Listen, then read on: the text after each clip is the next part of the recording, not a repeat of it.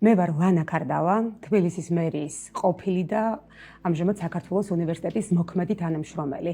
თბილისის მერიაში ვიმუშავე 17 წელზე მეტი ხნის განმავლობაში და 17 წლის თავზე საჯარო უწყებიდან თბილისის მერიიდან გამათავისუფლეს მხოლოდ იმის გამო, რომ მხარი დაუჭირე ჩემი ქვეყნის ევროპულ მომავალს, დავიცავი ჩვენი კონსტიტუციური, ჩვენი ცივილიზაციური არჩევანი, საბედნიეროდ ჩემი უმუშევრად ყოფნა ძალიან ცოტა ხანს გაგრძელდა საქართველოს უნივერსიტეტის და კერძოდ საქართველოს უნივერსიტეტის ინიციატივა გაემიჯნეს დამსახურებით, რომლის ფარგლებშიც მე რამდენიმე ადამიანთან ერთად დავსაქმდი. რა თქმა უნდა, ეს იყო უზარმაზარი მხარდაჭერა გამოხატული საქართველოს უნივერსიტეტის მხრიდან, თავიდან ცოტა დაუჯერებელიც კი. ეს იყო მართლაც არა მარტო სიტყვით საქმით გამოხატული, ძალიან დიდი ადამიანური თანადგომა და რაც მთავარია, ამ დროს გათვალისწინებული იქნა ჩემი სამსახურებრივი გამოცდილება.